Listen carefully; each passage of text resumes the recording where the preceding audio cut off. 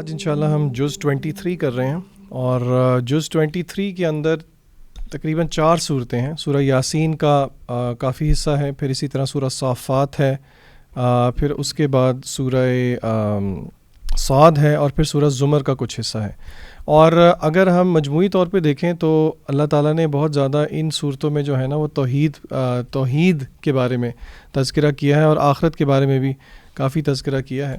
میں اپنی پہلی ریفلیکشن شیئر کروں گا سورہ یاسین سے.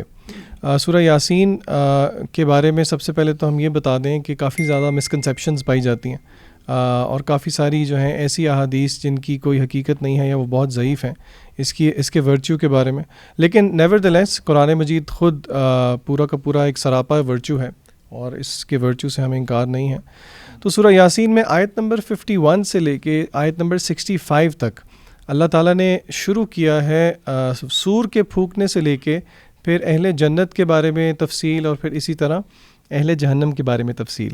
اس پہ ڈیٹیل میں تو میں بات کروں گا کہ اللہ نے جو ریپریمانڈ کیا اہل جہنم کو، لیکن آئیے ان آیات کا ایک رننگ ترجمہ دیکھتے ہیں. اللہ تعالیٰ فرماتے ہیں آیت نمبر 51 میں اعوذ باللہ من الشیطان الرجیم ونفخ فی الصور فاذا هم من الاجداث الی ربهم ینسلون.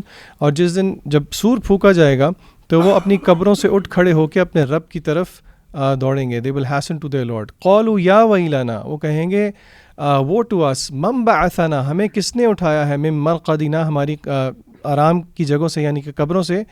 هذا ما وعد الرحمن وصدق المرسلون، بلکہ یہ تو وعدہ ہے جو کہ الرحمن نے کیا تھا اور انبیاء نے کیا تھا حق کے ساتھ. ان كانت الا صيحة واحدة فاذا هم جميع لدينا محضرون، لیکن وہ ایک بلاسٹ ہوگا اینڈ ایک بیک وقت at once they all are brought present before us. فالیوم لا تظلم نفس شیئا، اس دن کسی پہ کوئی ظلم نہیں کیا جائے گا. ولا تجزون الا ما کنتم تعملون، اور اللہ کہتے ہیں کہ کسی بھی روح پہ کسی بھی جان پہ ظلم نہیں کیا جائے گا بلکہ وہی بدلہ دیا جائے گا جو وہ عمل کیا کرتے تھے.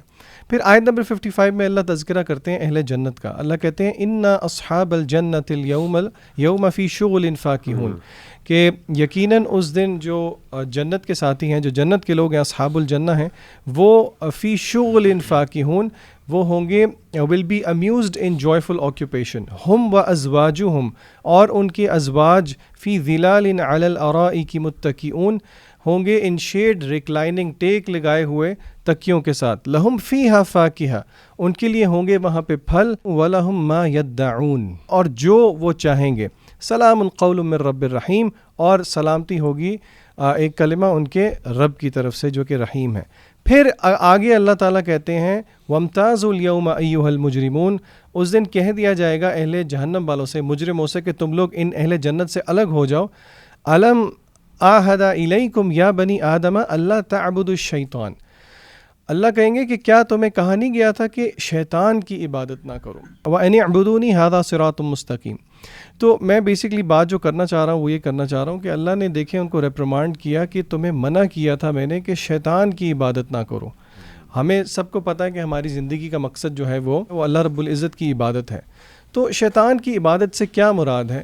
دیکھیے، ایک تو جنرلی انڈرسٹینڈنگ ہے، لیکن یہ بہت تھوڑا طبقہ ہے جو کہ لٹرلی، جن کو ہم سیٹن ورشپرز کہتے ہیں، جو کہ شیطان کی لٹرلی ورشپ کرتے ہیں. لیکن اسکالرز نے یہاں پہ اس آیت میں شیطان کی ورشپ کو 3 پرسپیکٹیو سے سمجھایا جو میں آپ کے سامنے رکھوں گا. اور ظاہری بات ہے کہ یہ میرے اور آپ کے لیے ریفلیکشن کا مقام ہے کہ ہم ان 3 چیزوں سے بچیں.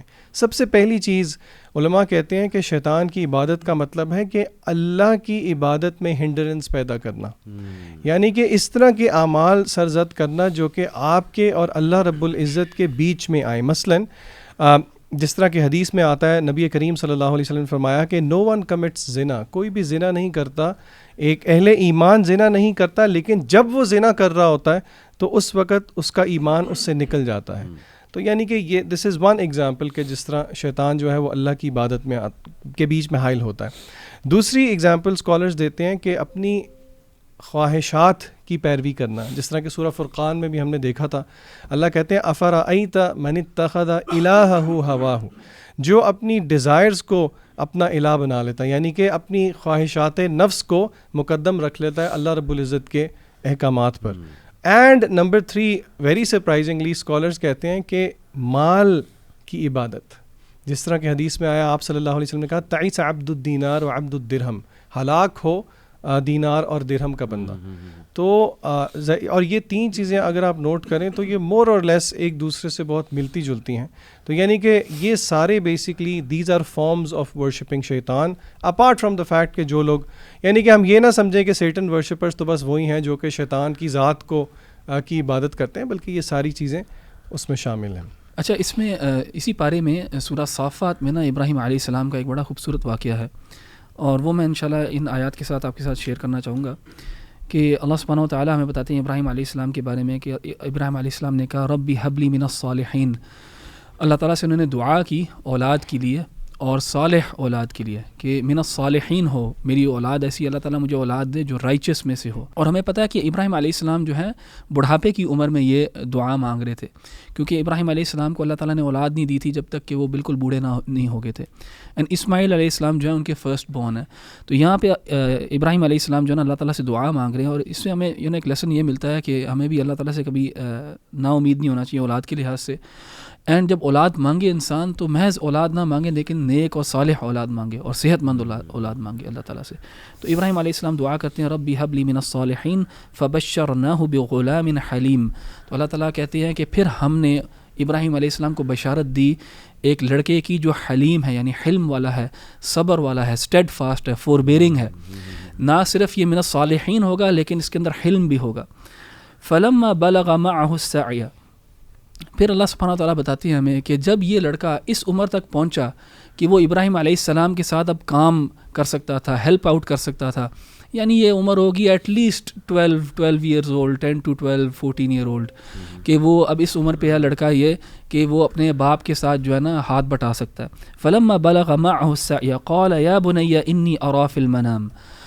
تو ابراہیم علیہ السلام اپنے بیٹے کے پاس آتے ہیں اور کہتے ہیں کہ یا بنیا، اے میرے پیارے بیٹے، انی ارا فی المنام، میں دیکھتا ہوں خواب میں، انی اذبحک، کہ میں تمہیں ذبح کر رہا ہوں، آئی ایم سلاٹرنگ یو، فانظر ماذا تری.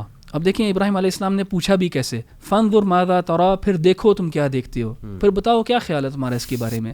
یعنی ابراہیم علیہ السلام نے ان کو یہ نہیں کہا کہ اب میں یہ دیکھتا ہوں، اب میں نے یہ کرنا ہے تمہارے ساتھ، یعنی انہوں نے کہا کہ تمہارا کیا اوپینین ہے اس بارے میں.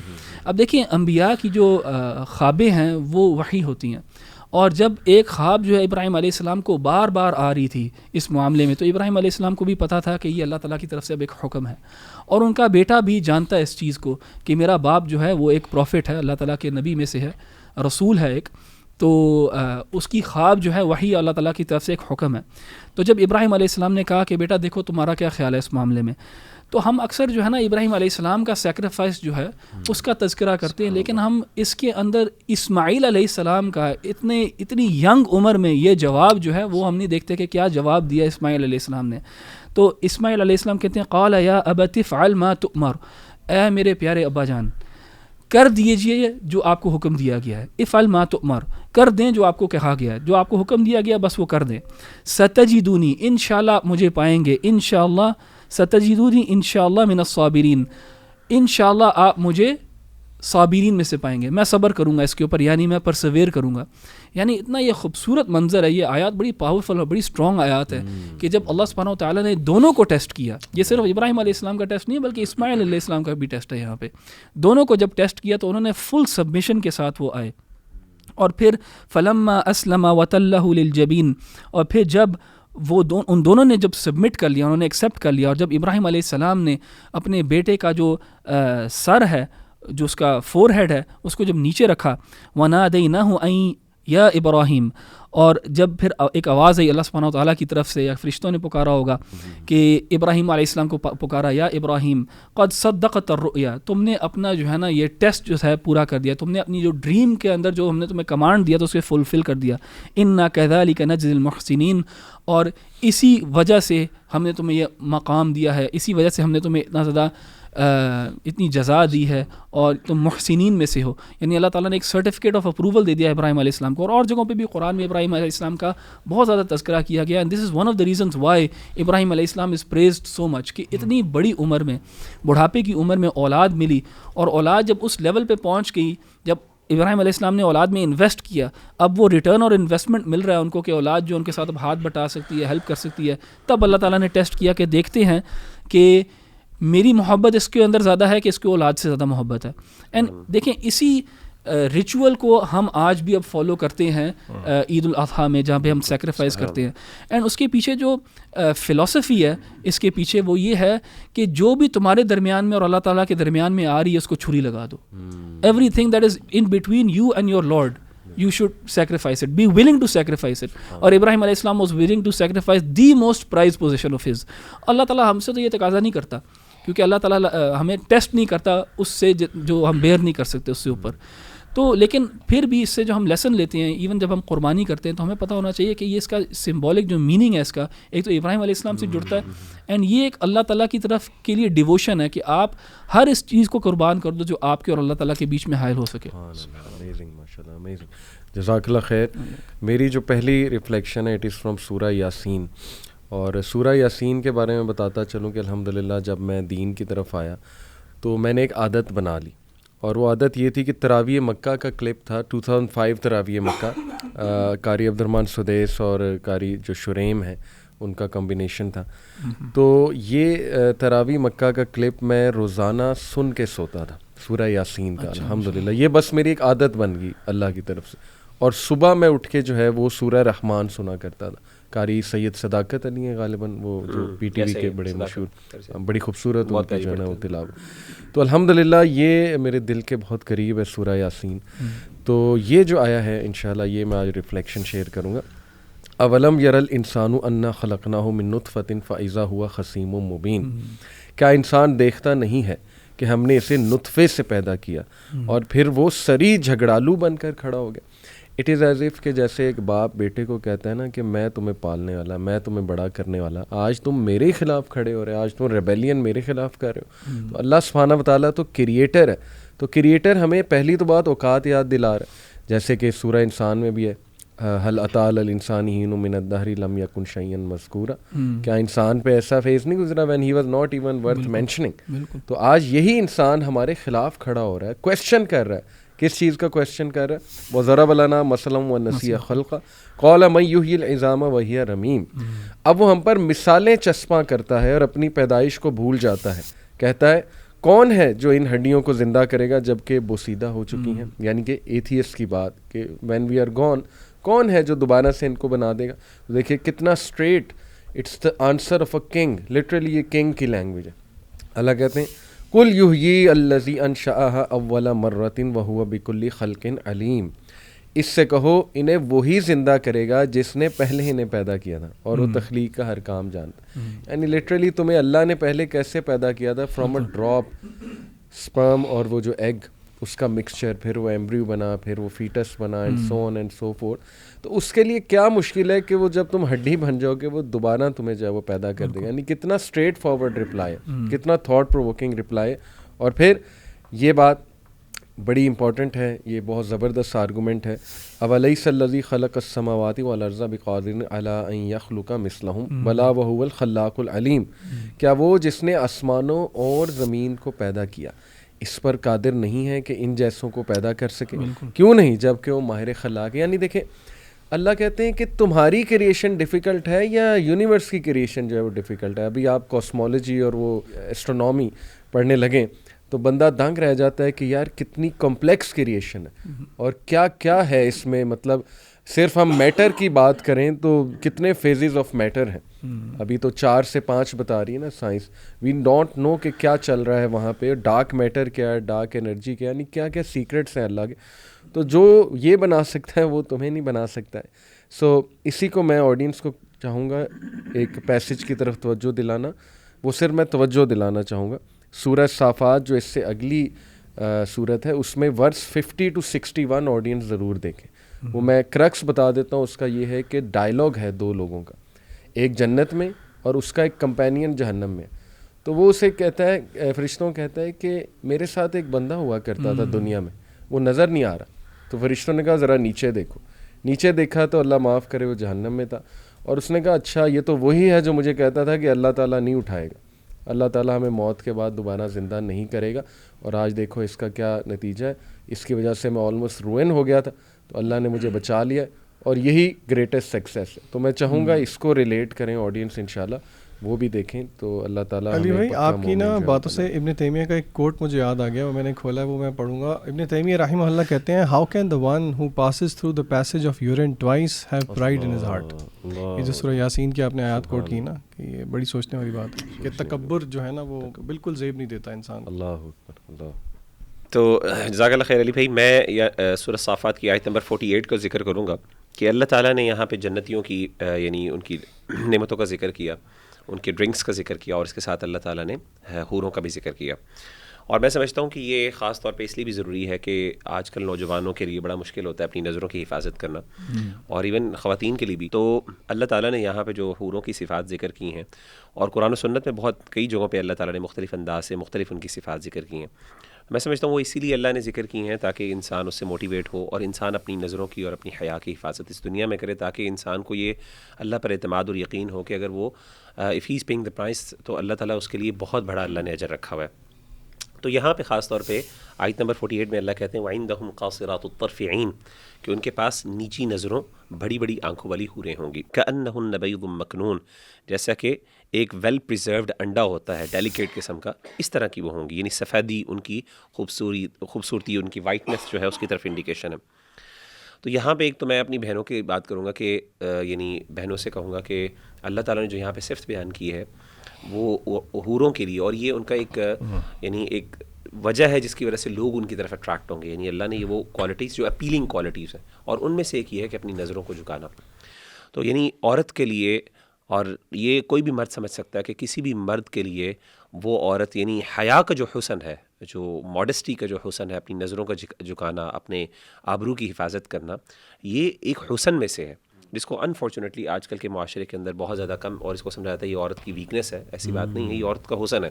اور اللہ تعالیٰ نے عورت کی یعنی ان کی یہ صفت بیان کی کہ وہ نظریں جھکانے والی ہوں گی. اور ایک اور جگہ پہ لم یطمثہن انس قبلہم ولا جان کا بھی ذکر کیا کہ ان کو کبھی کسی مرد یا کسی جن نے آج تک چھوا نہیں ہوگا. تو یعنی یہ کوالٹیز حیا والی, جس میں ایک عورت اس طرح کی ویل پریزروڈ اور پروٹیکٹڈ ہے کہ جیسے چھپی ہوئی ہے, ڈیلیکیٹ جیسے, تو یہ سبحان اللہ یہ بہت یعنی یہ حوروں کی کوالٹیز ہے جو میرا خیال ہے کہ خواتین کو ان سے انسپائر ہونا چاہیے, کہ جس کی وجہ سے اللہ تعالیٰ ایک یعنی اپنی لوگوں کو, مردوں کو جو ہے نا وہ کہہ رہے ہیں کہ یہ تمہارے لیے اللہ نے رکھی ہیں. میں جلدی سے قرآن مجید میں جو 2-3 صفات اللہ تعالیٰ نے ذکر کی ہیں مختلف جگہوں پہ ان کو ذکر کروں گا. ایک جگہ پہ اللہ تعالیٰ نے جیسے یہاں پہ بھی ذکر کیا, ان کو حور عین کہا گیا, یعنی یہ بڑی بڑی آنکھوں والی, یعنی ان کی بڑی آنکھیں ہوں گی, اور بڑی آنکھوں کی خوبصورتی جو ہے وہ اس کو ذکر کیا. دوسری جگہ پہ اللہ تعالیٰ نے ان کا ذکر کیا کہ امثال اللؤلؤ المکنون, جیسے موتی ہوتے ہیں پریزروڈ, اور جیسے کہ موتی ہے اس کو انسان جو ہے وہ چھپا ہوا ہوتا ہے, اگین وہ اس سے ہے کہ حیا اور شرم کہ وہ چھپی ہوئی ہے, and it is only reachable for people who make an effort, جو وہاں پہ جا کے ڈگ ان یعنی ڈیپ کرتے ہیں, اور وہ اور اس کے بعد وہاں سے وہ یہ خزانہ نکال کے لاتے ہیں. تو اللہ تعالیٰ نے اس کو ایک موتی سے, چھپے ہوئے موتی سے مشابہت کی ان کی حسن اور جمال کی وجہ سے.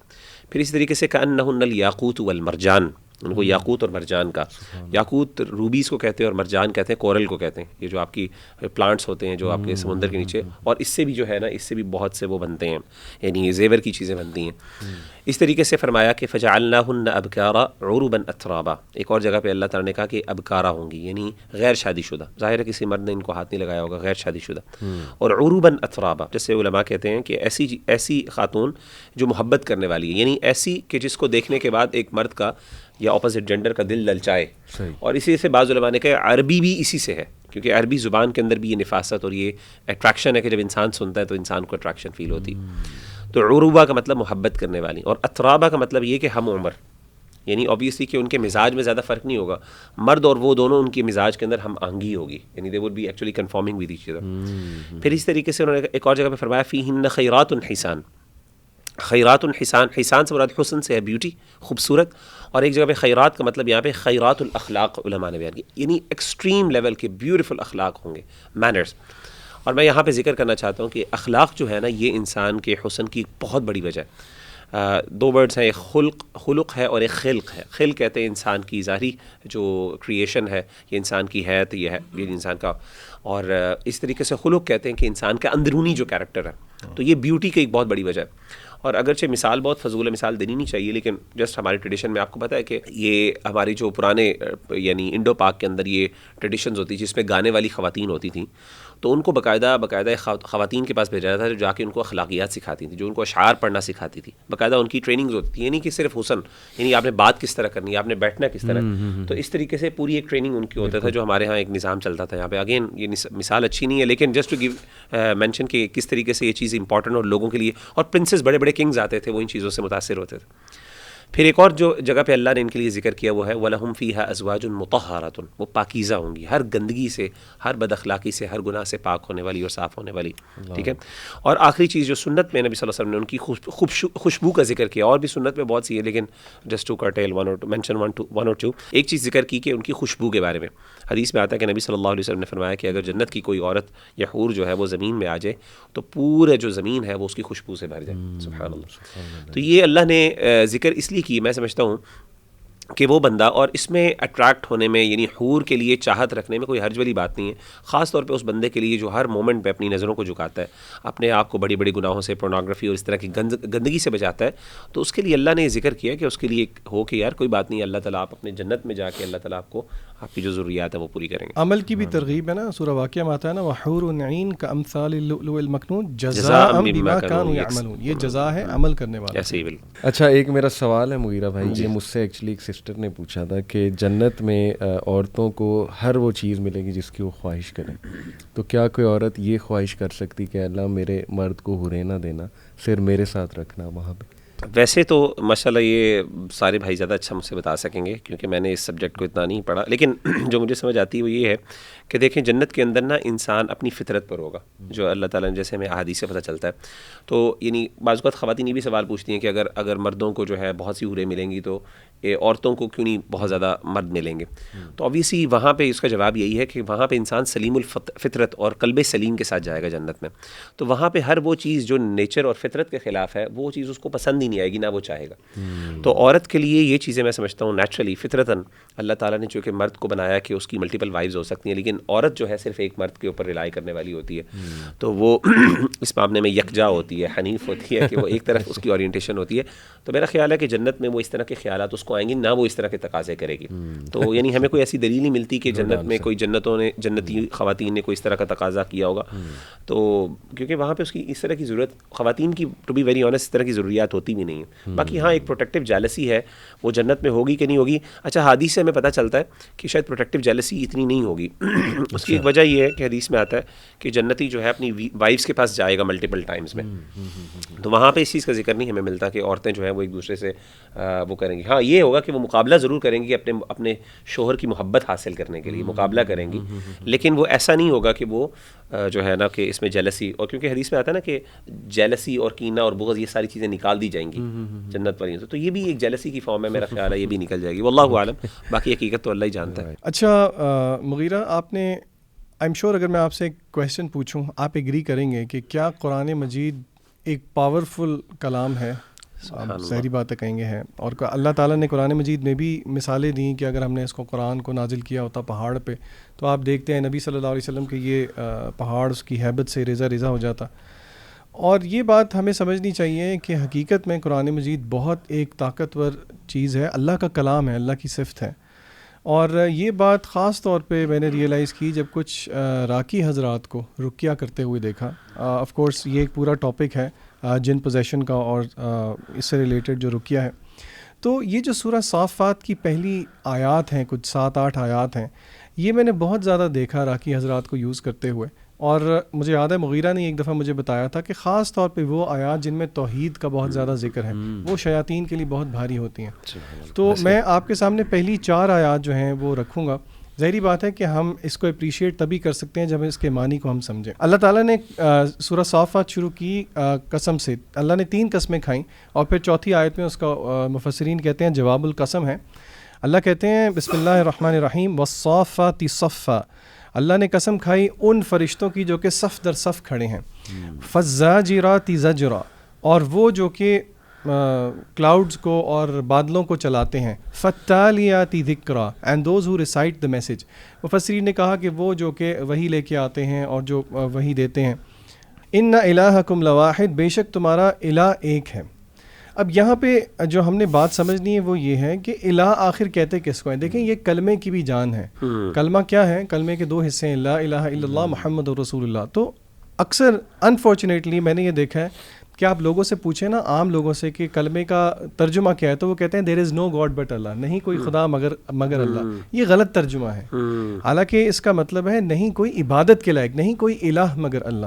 تو بہت جلدی سے میں آپ کے سامنے الہ کے جو معنی ہے وہ رکھ دیتا ہوں. اسکالرز نے کہا ہے کہ جو لفظ اللہ ہے اس میں دو اوپینینز ہیں. بہرحال ایک اوپینین یہ ہے کہ یہ الف لام اور الہ سے نکلا ہے. الہ کے 4 معنی ہیں. نمبر 1 الہ کا مطلب ہے معبود، یعنی کہ وہ ذات جس کی عبادت کی جائے. اور اگین اس بارے میں ہم کافی ڈیٹیل میں بات کر چکے ہیں کہ عبادت کا مطلب کیا ہے. ہر وہ عمل جو ہم فزیکلی کریں، جس طرح نماز ہے، انفاق ہے، یا پھر دل کا عمل ہو، اللہ سے محبت ہے، اللہ پہ توکل ہے، اسی طرح یہ سارے اعمال جو ہیں، یہ سارے اعمال کیے جائیں کامل محبت کے ساتھ، اللہ کی تعظیم کے ساتھ، ہوپ اور فیئر کو مد نظر رکھتے ہوئے، تو یہ عبادت بنتی ہیں. دوسرا معنی جو الہ کا ہے وہ ہے ملجا، یعنی کہ وہ ذات جس کی طرف انسان دا پوائنٹ آف ریٹرن کرے، جس ذات کے لیے یرن کرتا ہے. یعنی کہ ایک بچے کے لیے ماں اس کی ملجا ہوتی ہے. تو یعنی کہ اللہ رب العزت وہ ذات ہے جو کہ ایک پوائنٹ آف ریٹرن ہے، یعنی کہ وہ ذات جس کے بارے میں انسان کی فطرت جو ہے وہ یرن کرتی ہے، کیونکہ ہماری ڈسپوزیشن ہے.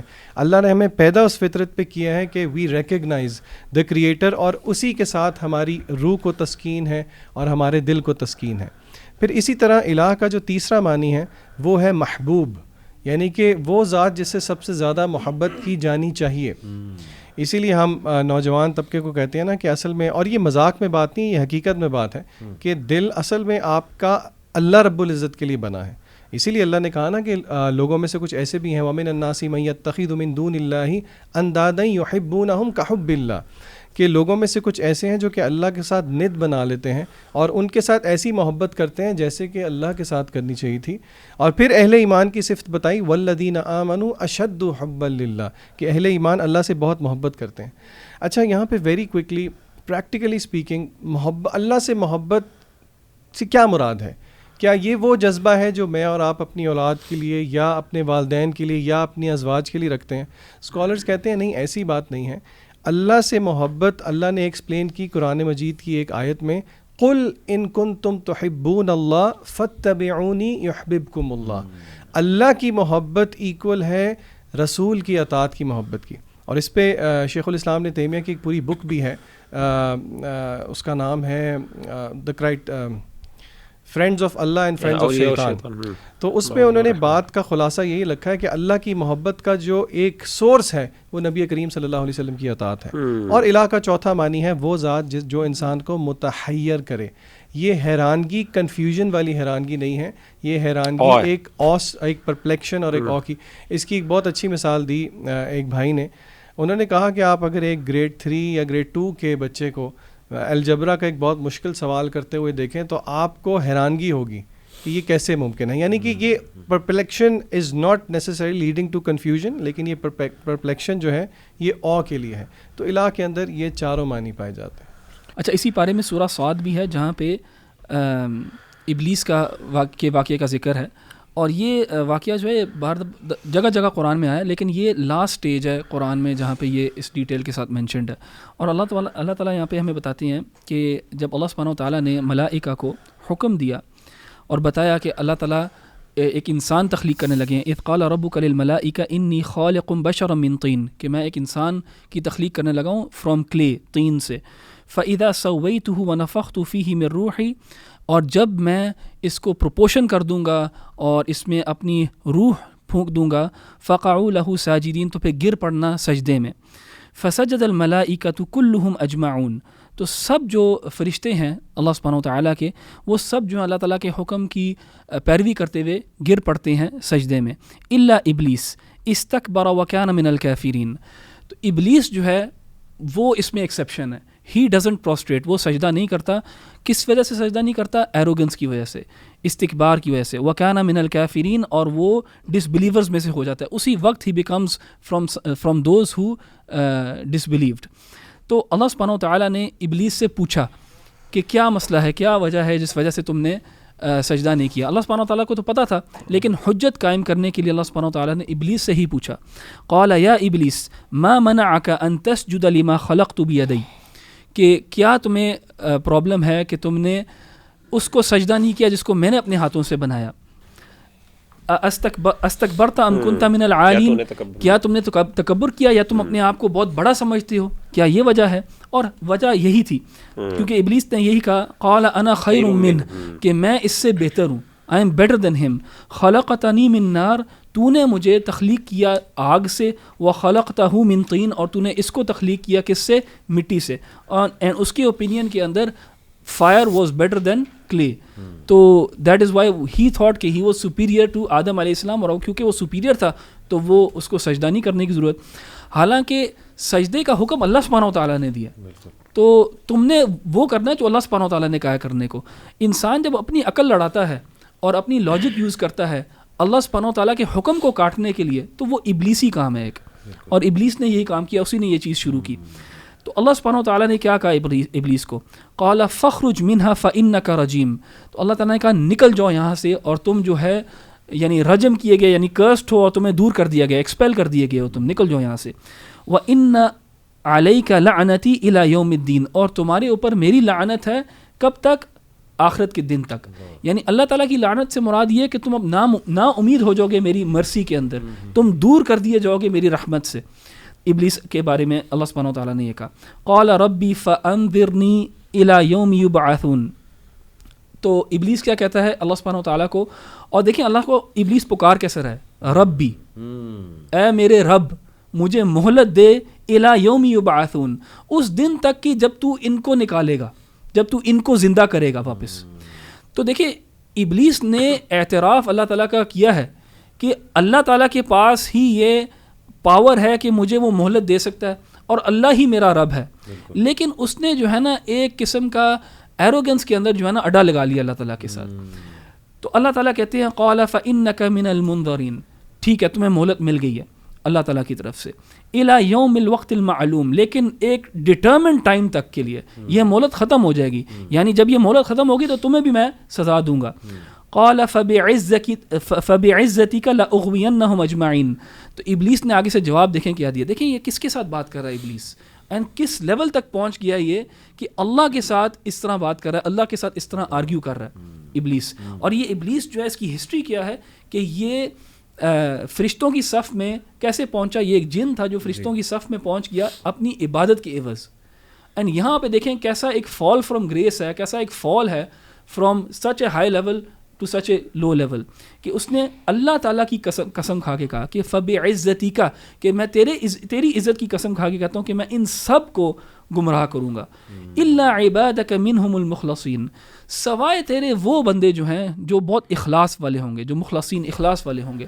اس سے ہمیں یہاں پتہ لگتا ہے کہ اخلاص ایسی چیز ہے, اللہ تعالیٰ کے ساتھ اخلاص, سنسیریٹی, کہ انسان اگر گناہ کرے تو اعتراف کرے, انسان اگر غلط کام کر رہا ہے تو اللہ تعالیٰ کے سامنے اپنے آپ کو عاجز کرے. اخلاص جو ہے وہ چیز ہے جو انسان کو شیطان کے پلان سے بچا سکتی ہے. اللہ تعالیٰ نے آگے کہا قال فالحق والحق اقول, حق تو وہی ہے جو اللہ نے کہا, جو میں نے کہا, یعنی اللہ سبحانہ وتعالیٰ کہتے ہیں لأملأن جہنم منک وممن تبعک منہم اجمعین, میں جہنم کو بھر دوں گا تیرے سے اور جو بھی تیری اتباع کرے. تو یہ جو ڈائلاگ ہے یہاں پہ شیطان کا اللہ سبحانہ وتعالیٰ کے ساتھ, یہ ایک لیسن ہے ہمارے لیے ٹو نو کہ ابلیس نمبر 1 کس وجہ سے ابلیس جو ہے اس کے اوپر اللہ تعالیٰ کی لعنت ہوئی. نمبر 2 ابلیس کا اب گول کیا ہے, اور اس نے اتنا امفیٹکلی کہا ہے کہ وہ کیا کرے گا, اور اللہ تعالیٰ نے اسی کی زبانی ہمیں یہاں پہ بتا بھی دیا, اور پھر اللہ تعالیٰ نے بھی بتا دیا کہ اس کے ساتھ اور اس کو جو فالو کریں گے ان کے ساتھ میں کیا کروں گا. تو بس اللہ تعالیٰ سے دعا ہے کہ اللہ تعالیٰ ہمیں ابلیس کے پلان سے بچائے اور ہمیں اس کی اتباع کرنے والا نہ بنائے. آمین. احمد بھائی, اس سے مجھے ایک بات واضح ہوئی کہ دیکھیں ابلیس کا جو کفر تھا وہ اللہ کی ریجیکشن نہیں تھا, بالکل, بلکہ وہ اللہ کے حکم کی ریجیکشن. بالکل. اور اس سے ہمیں جو ہے نا بہت لیسن لینا چاہیے کہ ہم بھی حی علی الصلاح حی علی الفلاح کی آواز آ رہی ہوتی ہے لیکن ہٹ درمی کے ساتھ. ایک تو ہے نا کہ کبھی کبھی لیکن ہٹ درمی کے ساتھ بیٹھے ہوتے ہیں ٹی وی کے سامنے, گیمز کے سامنے, کہ کوئی بات نہیں جی, اللہ معاف کرے. میری دوسری ریفلیکشن ہے سورہ صافات سے, آیت نمبر 83 اور 84. ابراہیم علیہ السلام کا آپ نے پہلے تذکرہ کیا تھا احمد بھائی، تو ان کا ایک بڑا ہی زبردست ایٹریبیوٹ اللہ سبحانہ و تعالیٰ بتاتے ہیں، وَإِنَّا مِن شِيعَتِهِ لَإِبْرَاهِيمَ، اور نوح ہی کے طریقے پر چلنے والا ابراہیم تھا، اِذْ جَاءَ رَبَّهُ بِقَلْبٍ سلیم، جب وہ اپنے رب کے حضور قلب سلیم لے کر آیا۔ اب یہ قلب سلیم جو ہے it is one of the types of hearts کی مختلف اقسام ہیں، دل سخت بھی ہو جاتا ہے۔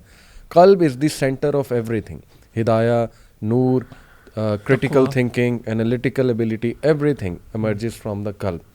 تو یہ جو قلب سلیم ہے اس کے ایٹریبیوٹس کیا ہیں، ایک تو میں اس پہ بات کرنا چاہوں گا، how can we aim for قلب سلیم۔ پہلی تو بات یہ جو ہے نا کہ جب وہ اپنے رب کے حضور آیا، اس سے مراد یہ ہے کہ سب سے بیزار ہو کے سارے تھاٹ پروسیس کو اجاگر کر کے وین ہی فائنلی کنکلوڈڈ کہ صرف اللہ عبادت کے لائق ہے، تو وہ اللہ کے سامنے آیا۔ جیسے وہ علامہ محمد اقبال کا شعر ہے نا کہ دنیا کی محفلوں سے اکتا گیا ہوں یا رب، کیا لطف انجمن کا جب دل ہی بجھ گیا، یعنی یہ فیک گیدرنگز اور یہ محفلیں دیکھ کے میں تو اکتا گیا ہوں اور اب بس تیرے حضور آیا۔ تو کس طرح آئے وہ؟ قلب سلیم کے ساتھ۔ قلب سلیم جو ہے اس کے حوالے سے تفاسیر میں آتا ہے کہ اس کے کچھ ایٹریبیوٹس ہیں۔ سب سے پہلے یہ کہ یہ تو ایک ایسا دل ہے جو بالکل پاک اور صاف ہے، شرک سے اور ہر باطل عقیدے سے صاف ہے، اور یہ وہ دل ہے جو اللہ رب العالمین سے محبت کرتا ہے۔ پھر قلب سلیم میں آتا ہے یہ ایسا دل ہے جس میں کسی کے لیے کوئی بغض کینہ نہیں پایا جاتا ہے، کوئی ریونج کے جذبات جو ہیں وہ نہیں پائے جاتے، اور پھر یہ ایسا دل ہے جو حق کے لیے ہمیشہ جو ہے وہ کھڑا رہتا ہے اور حق کے لیے ہمیشہ جو ہے وہ سٹینڈ لیتا ہے۔ تو اس حوالے سے انشاءاللہ کہ قلب سلیم ہم سب جو ہے وہ کیسے پا سکتے ہیں، ایک تو یہ کوٹ ہشام رپورٹڈ عروہ ابن الزبیر رحمہ اللہ said, "O my son, do not fall into the habit of cursing others. Have you not seen that Abraham never cursed anyone? And Allah said about him when he came to his Lord with a qalb salim." یعنی انہوں نے اس آیت کے حوالے سے refer کرتے اپنے بیٹے کو کہا کہ بیٹے کیا ابراہیم کو نہیں تو نے دیکھا، انہوں نے کبھی کسی کو قرض نہیں کیا تھا اور اللہ نے ان کی تعریف کی کہ ان کے پاس قلب سلیم تھا۔ تو جتنا زبان ہماری خراب ہوتی جائے گی نا اتنا ہمارا دل افیکٹ ہوتا جائے گا، اور جتنی زبان ہماری پاک ہوتی جائے گی ذکر اللہ سے اور یہ کہ اچھی باتوں سے، پازیٹیو باتوں سے، اتنا ہمارا قلب جو ہے انشاءاللہ قلب سلیم بنتا جائے گا۔ تو یہ جی میں چند ٹپس دیتا ہوں انشاءاللہ ہمارے لیے بھی، آڈینس کے لیے بھی، کہ قلب سلیم کیسے پایا جا سکتا ہے انشاءاللہ۔ سب سے زبردست چیز ذکر اللہ اللہ کے ذکر سے ہم اپنی زبانوں کو تر رکھیں اور اللہ کا ذکر کرتے رہیں، اور قرآن مجید بھی اللہ کا ذکر ہے۔ نمبر 2، ایبسٹیننگ فرام لغو والذین هم عن اللغو معرضون، لغو سے اعراض کرنا، anything which waste our time, فضولیات، اسکرولنگ پہ اسکرولنگ کرتے رہنا، دل سخت ہو جاتے ہیں۔ اور پھر لغو میں ایسے میمز، ایسے مذاق ہیں، جیسے نبی صلی اللہ علیہ وسلم نے کہا نا کہ دیکھو ضرورت سے زیادہ نہ ہنسو، کیونکہ ضرورت سے زیادہ ہنسنا دلوں کو سخت کر دیتا ہے، تو ان چیزوں سے اجتناب کرنا۔ نمبر 3، یہ ایک حدیث کی روشنی میں ہے، نبی صلی اللہ علیہ وسلم نے فرمایا، یہ جی سنن النسائی کی حدیث ہے، حدیث نمبر 2385 2385، حضرت عمر نے رپورٹ کیا کہ نبی صلی اللہ علیہ وسلم نے فرمایا، Shall I not tell you about that which will rid the heart of impurities؟ کیا میں تمہیں نہ بتاؤں وہ ایکشن جس سے تمہارے دلوں کا میل جو ہے وہ ختم ہو جائے گا؟ And that is fasting 3 days of every month، ہر مہینے میں 3 دن جو ہے وہ فاسٹنگ کرنا، کوئی سے 3 دن، یعنی ویسے تو مڈل میں نبی صلی اللہ علیہ وسلم کیا کرتے تھے، اور یہ کہ منڈے تھرسڈے کا بھی ہمیں پتہ ہے، لیکن 3 دن فاسٹنگ کرنا منتھ میں، یہ ہمارے دلوں کو پاک کر دے گی یہ ایکٹیویٹی، یہ چیز، تو یہ بڑی پاورفل ٹپ ہے۔ پھر letting go of malice and ill feeling towards one اندر، اپنا دل صاف کرتے رہنا۔ جیسے انس بن مالک رضی اللہ عنہ کو نبی اکرم صلی اللہ علیہ وسلم نے کہا تھا کہ بیٹے اگر تو یہ کام کر سکے صبح شام تو کر۔ کیا کام؟ کہ بیٹا اگر تم لوگوں کو معاف کر سکو یا کسی کے فیلنگز، ایل فیلنگز اپنے دل سے صبح اور شام نکال سکو تو نکال دو، یہی میری سنت ہے، جو میری سنت پہ عمل کرے گا وہ میرے ساتھ جنت میں ہوگا۔ پھر ناٹ لکنگ ڈاؤن اپون ادرس، کبر جو ہے نا وہ یہی ہے کہ دوسروں کو اپنے سے کم تر سمجھنا، اس فیلنگ کو بھی نکالنا، ہمبل رہنا دوسروں کے ساتھ۔ دیکھیں اسلاف کیا کرتے تھے کہ جس انسان کے حوالے سے انہیں تھوڑا سا خدشہ ہوتا تھا نا کہ شاید ان کے دل میں کوئی کبر آ رہا ہے، اس کے ساتھ وہ ڈبل اچھے ہو جاتے تھے اور اس کے آگے بچ جاتے تھے, یعنی ہمبل ہو جاتے تھے. یہ بڑا زبردست طریقہ ہے. اور last, correcting one's own faults. یہ ایک سلف ہیں ان کے جو ہے نا وہ ان کی ٹپ ہے کہ جب انسان دوسروں کی فالٹس کی بجائے اپنی فالٹس پہ نظر رکھتا ہے اور اپنی ہی فالٹس کو دیکھتا ہے تو اس کا دل صاف ہو جاتا ہے الحمدللہ. تو یہ 6 ٹپس جی میں نے دی کہ قلب سلیم کیسے ہو. اللہ تعالیٰ ہم سب کو قلب سلیم عطا فرمائے. جزاک اللہ. بارک اللہ فیکم. میں آخری چھوٹی سی ایک چیز شیئر کر دوں. سورہ صاد کے اندر اللہ تعالیٰ نے سیدنا داؤد علیہ السلام کا ذکر کیا ہے اور ایک واقعے کا ذکر کیا ہے, اگرچہ اس میں بہت سی ڈیٹیلز موجود ہیں اور اس میں اختلاف بھی ہے کہ اصل میں اس واقعے کی حقیقت کیا ہے. کہ 2 بندے آئے ان کے پاس اور انہوں نے آ کے اپنا جو ہے معاملہ پیش کیا کہ ایک کی جو ہے نا وہ 99 بھیڑیں تھیں اور ایک ہی بھیڑ تھی. تو انہوں نے کہا کہ یہ جو بھائی ہے میرا, اس کے پاس 99 بھیڑیں ہیں اور یہ میری ایک بھیڑ میرے پاس ہے, وہ بھی لینا چاہتا ہے. تو آپ نے جو ہے وہ ان کے درمیان فیصلہ کیا. تو اب بہت سی تفصیلات ہیں اس حوالے سے کہ کیا وہ واقعہ کیا تھا. بعض نے کہا کہ سیدنا داؤد علیہ السلام غلطی ہو گئی کہ انہوں نے بغیر سنے اگلے کی بات سن لی, حالانکہ مصلح جو ہوتا ہے اس کو چاہیے کہ وہ دونوں کی بات سنے پھر فیصلہ کرے. بعض نے کچھ اور اس کی توجیحات بیان کی. انہوں نے کہا یہ فرشتے تھے, اللہ کی طرف سے آزمائش تھی. مختلف واقعات ہیں بہرحال. تو وہ واقعات جو ہیں جیسے امام نے کثیر نے کہا کہ وہ اس میں سے اکثر جو ان میں سے کوئی بھی واقعہ ثابت نہیں ہے, سارے وہ اسرائیلیات میں سے. اور ٹو بی آنیسٹ اگر آپ ان واقعات کو پڑھنا شروع کریں تو اکثر ایسے واقعات ہیں جو نبی کے شان نہیں ہیں. تو اس لیے ابن کثیر رحمہ اللہ کہتے ہیں ہمیں چاہیے کہ جو بظاہر یہاں پہ اللہ تعالیٰ ان کی باقاعدہ ان کی ایک تعریف بیان کر رہے ہیں, تو اس واقعے کو ہمیں جو بظاہر جو مطلب ہے اسی سے لینا چاہیے اور اسی سے سبق حاصل کرنا چاہیے. اس کے بیک گراؤنڈ میننگ کی طرف جو ہے نا التفات نہیں کرنا چاہیے. ایک چھوٹی سی چیز اس میں یہ ہے جو آیت نمبر 24 میں اللہ نے فرمایا کہ سیدنا داؤد نے کہا لقد ظلمك بسؤال نعجتك الى نعاجی, کہ تو نے ظلم کیا اپنے سوال کے ساتھ, اپنے مانگنے کے ساتھ. یہ تو نے ایک بھیڑ مانگی اس سے اپنے بھیڑوں کے ساتھ ملانے کے لیے. وان كثيرا من الخلطاء ليبغي بعضهم على بعض, کہ اکثر جو خلطاء ہوتے ہیں, شریک ہوتے ہیں, ان میں سے بعض دوسروں کے اوپر سرکشی کرتے ہیں, ان کے ساتھ زیادتی کرتے ہیں. الا الذين امنوا وعملوا الصالحات, سوائے وہ لوگ جو ایمان لائے اور نیک عمل کیے. وقلیل ما هم, اور وہ بہت تھوڑے ہیں ان میں سے. تو یہاں پہ اللہ تعالیٰ نے یعنی ذکر کیا سیدنا داؤد کے حوالے سے. اور میں سمجھتا ہوں کہ خاص طور پہ جتنے بھی پارٹنرز ہیں, پارٹنرشپ جو کرتے ہیں کسی بزنس میں یا پھر اکٹھے مل جل کے کام کرنے والے, ان کو یہ سیکھنا چاہیے یا اسے لرن کرنا چاہیے کہ نیچرل انکلینیشن اور ٹینڈنسی ہے ایک دوسرے پر زیادتی کرنا, خاص طور پہ جب وہ آپس میں مل کے کام کر رہے ہوتے ہیں.